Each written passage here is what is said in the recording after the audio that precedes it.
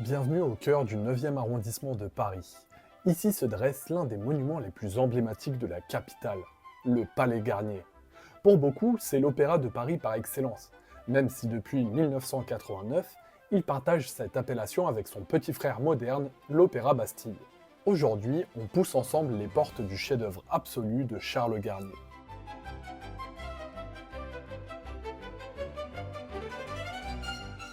Notre histoire commence en 1858. Napoléon III veut offrir à sa capitale une nouvelle salle d'opéra, un lieu où le spectacle ne serait pas seulement sur scène, mais aussi dans les couloirs.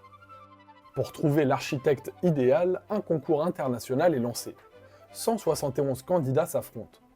Et contre toute attente, c'est un jeune inconnu de 35 ans, Charles Garnier, qui remporte le prix, plébiscité à l'unanimité. Les travaux débutent en 1861, mais rien ne se passe comme prévu. On touche la nappe phréatique en creusant les fondations, car il faut pomper l'eau en continu.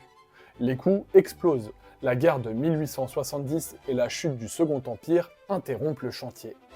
Finalement, ce n'est qu'en 1875, après 15 années d'obstacles, que le Palais Garnier est inauguré. Quand la façade du nouvel opéra est révélée, Napoléon III tombe sous le charme et demande à Haussmann de lui offrir une perspective digne de ce nom. Résultat, on perce l'avenue de l'Opéra, une large artère qui doit mener des Tuileries jusqu'au théâtre. Pratique pour la sécurité de l'empereur, qui a été victime de plusieurs attentats, mais surtout parfait pour sublimer l'édifice. Charles Garnier impose cependant une condition. Pas d'arbre. Il risquerait de cacher la vue de son palais. Il insiste contre l'avis du baron Haussmann, et gagne. Aujourd'hui encore, cette perspective sur le monument reste l'une des plus spectaculaires de Paris. La façade est une véritable encyclopédie musicale. Dans ces médaillons, on trouve les bustes de compositeurs. Mozart, Beethoven, Rossini, Auber, et bien d'autres. Dans les hauteurs, 3 immenses groupes sculptés dominent la ville. 2 allégories dorées représentent la poésie et l'harmonie, et au centre, Apollon, maître des arts. La coupole, elle, se teinte d'un bleu-vert profond. Sa couleur vient simplement de l'oxydation du cuivre qui la compose. Une fois à l'intérieur, impossible de manquer le grand escalier d'apparat. Un chef-d'œuvre absolu qui a inspiré les opéras du monde entier, mais qui, à mon avis, n'a jamais été égalé. Son marbre, ses balustres, ses jeux de lumière, chaque détail a été pensé pour éblouir les spectateurs avant même le lever de rideau. L'étage supérieur mène au grand foyer, un salon digne de Versailles. Dorures, miroirs à perte de vue, plafonds somptueux. C'est ici que le public se retrouvait à l'entracte pour admirer et se faire admirer. Depuis le balcon, la vue sur l'avenue de l'Opéra est tout simplement magnifique. Juste en dessous, un magnifique bassin marque l'entrée par la rue Scribe, passage menant directement à la salle. Charles Garnier avait prévu un pavillon réservé à Napoléon III. Ironie de l'histoire, l'empereur ne verra jamais la réalisation de l'édifice, étant décédé quelques années plus tôt. Aujourd'hui, ce pavillon abrite la superbe bibliothèque-musée de l'Opéra. Derrière la scène se cache un impressionnant univers technique, des décors, des lumières, des machineries gigantesques. Le rideau d'avant-scène, lui, est une superbe peinture en trompe-l'œil. Au-dessus, un médaillon affiche fièrement « Anno 1669 », date de création de l'Académie royale de musique. Suspendu au centre de la salle, le fameux lustre scintille grâce à 400 ampoules. Il pèse plus de 7 tonnes.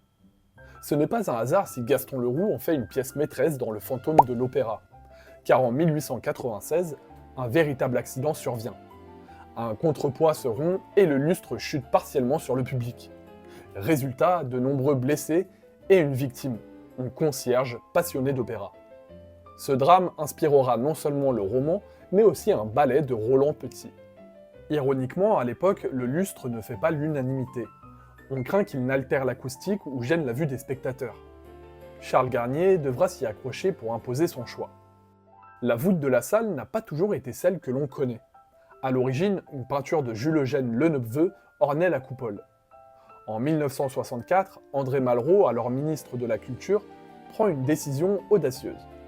Confier le nouveau plafond à Marc Chagall. L'artiste hésite, puis accepte. Il imagine un décor immense, divisé en 5 couleurs, chacune dédiée à différents compositeurs. Le vert pour Berlioz et Wagner, le jaune pour Tchaïkovski, le bleu pour Mozart et Moussorgsky, le rouge pour Ravel et Stravinsky, le blanc pour Debussy et Rameau. Dans l'anneau central, on retrouve également Bizet, Beethoven, Gluck et Verdi. Les 220 mètres carrés de panneaux sont réalisés aux ateliers des Gobelins et installés au-dessus de la peinture originale. Lors de leur dévoilement, les réactions sont mitigées. Beaucoup crient au scandale, un style moderne dans un décor Second Empire. Sacrilège! Perso, je trouve que cette œuvre dénote un peu trop avec le reste du théâtre. J'avoue cependant qu'elle contribue aujourd'hui au charme unique du Palais Garnier. On arrive à la fin de notre petite visite. J'espère que vous avez passé un moment agréable, que vous avez appris des choses. Si c'est le cas, n'hésitez pas à partager la vidéo, à vous abonner si ce n'est pas déjà fait. Quant à moi, je vous dis à bientôt et portez-vous bien.